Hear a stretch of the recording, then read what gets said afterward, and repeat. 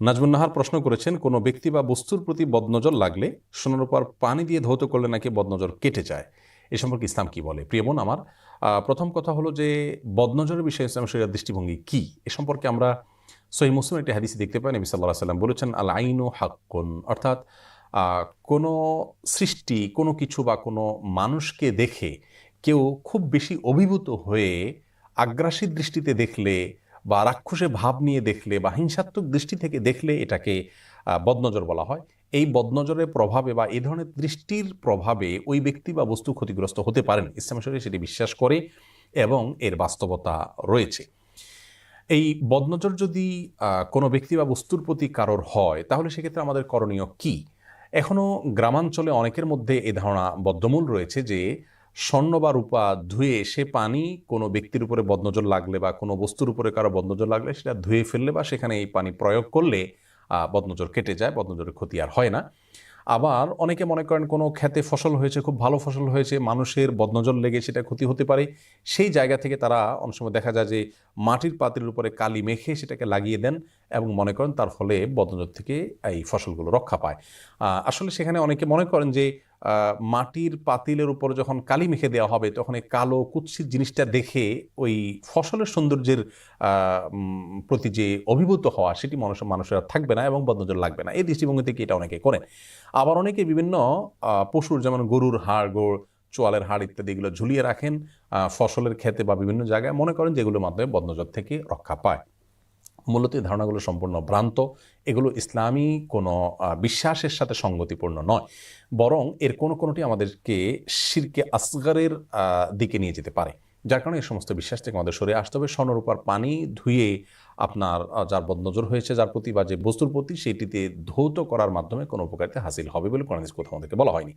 তবে বদনজরের বিষয়টি যেহেতু সত্য এবং এটি ঘটে থাকে আমাদের সমাজে, বিশেষ করে ছোট শিশুদের মধ্যে হয়ে থাকে, দেখা গেল যে অনেক বেশি মাশাআল্লাহ সে খেতে পারে, কোনো মানুষ তাকে যখন দেখে রাক্ষসী ভাব নিয়ে, দেখা যায় তার খাওয়া বন্ধ হয়ে যায়, আর এরকম নানা রকমের সমস্যা হতে পারে।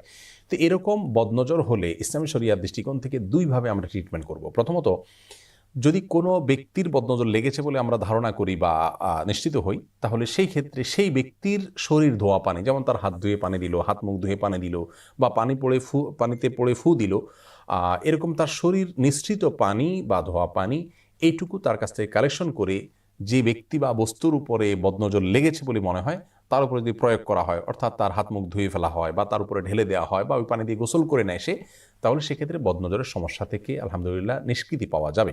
এবং এ বিষয়ে সহিহ মুসলিমের একটি হাদিস রয়েছে, নবী সাল্লাল্লাহু আলাইহি ওয়াসাল্লাম ইরশাদ করেছেন, ওয়াইজাস্তুগসিলতুম ফাগসিলু, তোমাদের কারোর বদনজর লেগেছে, এই আশঙ্কা থেকে তোমাদের কাছে যদি কেউ পানি পড়া চায় বা তোমাদের শরীর ধুয়ে পানি দিতে বলে বদনজর দূর করবার জন্য, তাহলে তোমরা মনে কষ্ট নিও না, মাইন্ড করো না এবং দিও, যাতে করে তার উপকার হয়।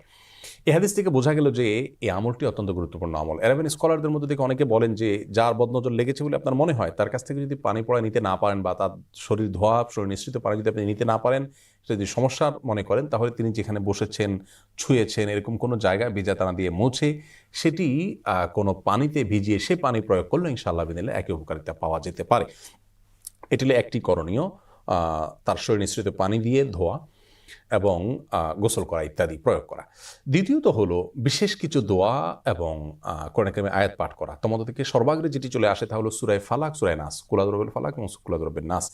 নাসাইর বর্ণনায় আসছে যে নবী সাল্লাল্লাহু আলাইহি সাল্লাম একসময় অনেক দোয়া, দুরূদ ইত্যাদির মাধ্যমে বদনজর থেকে বাঁচার জন্য আল্লাহর কাছে প্রার্থনা করতেন।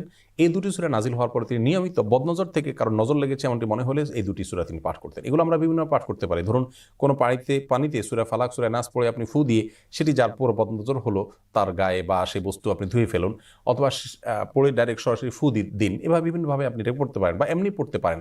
তাহলে সূরা ফালাক, নাস পড়বো আমরা এক। সহিহ মুসলিমের একটা হাদিসে বর্ণিত হয়েছে যে জিবরিল আলাইহিস সালাম একবার এসে নবী সাল্লাল্লাহু আলাইহি ওয়াসাল্লাম অসুস্থ ছিলেন তাকে তখন একটি দোয়ার মাধ্যমে তিনি সাহায্য করেছেন, একটা দোয়া পড়েছেন তার জন্য। আর সে দোয়ার মধ্যে বদনজর থেকে মুক্তি লাভের প্রার্থনার কথাটি এসেছে। দোয়াটি হলো, বিসমিল্লাহি আরকিক মিন কুল্লি শাইইন ইউযিক মিন শাররি কুল্লি নাফসিন আও আইনিন হাসিদিন আল্লাহু ইয়াশফিক বিসমিল্লাহুম্মা আরকিক। আমি দোয়াটির অর্থ বলছি এবং আবারও দোয়াটি বলছি, বিসমিল্লাহি আরকিক, অর্থাৎ আল্লাহর নামে আমি আপনাকে চিকিৎসা করছি, আপনার ট্রিটমেন্ট করছি, আপনাকে ঝাড়ফুঁক করছি আল্লাহর নামে।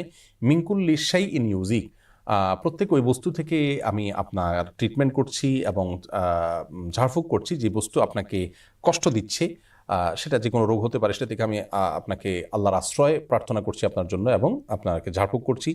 এবং কোনো ব্যক্তি বা কোনো ব্যক্তির দৃষ্টি, হিংসাত্মক দৃষ্টিতে আপনি যদি ক্ষতিগ্রস্ত হয়ে থাকেন, সেই ক্ষতি থেকে বাঁচার জন্য আমি ঝাড়ফুঁক করছি। আল্লাহ তাআলা আপনাকে সুস্থ দান করুন এবং আল্লাহর নামে আমি ঝাড়ফুঁক করছি। আবারও বলছি, বিসমিল্লাহি আরকিক মিন কুল্লি শাইইন ইউজিক মিন শাররি কুল্লি নাফসিন আও আইনিন হাসিদিন আল্লাহু ইশফিক বিসমিল্লাহি আরকিক। এ হলো মোটামুটি পুরা দোয়া। এছাড়া আরও একটি দোয়া আছে, প্রিয় নবী সাল্লাল্লাহু আলাইহি সাল্লাম তার নাতি হাসান হোসেন রাদিয়াল্লাহু তাআলা আনহুর জন্য দোয়া পাঠ করেছেন। এখানেও বদনজর থেকে বাঁচার কথা বলা আছে এবং বাঁচার জন্য আল্লাহর কাছে আশ্রয় চাওয়ার কথা বলা আছে। নবীজি সাল্লাল্লাহু আলাইহি সাল্লাম বলেছেন, এই দোয়ার মাধ্যমে ইসমাইল এবং ইসহাক আলাইহিস সালামকে তাদের বাবা ইব্রাহিম আলাইহিস সালাম এ দোয়ার মাধ্যমে তাদেরকে বদনজর থেকে বাঁচার জন্য, শয়তানের স্পর্শ থেকে বাঁচার জন্য দোয়া করেছেন।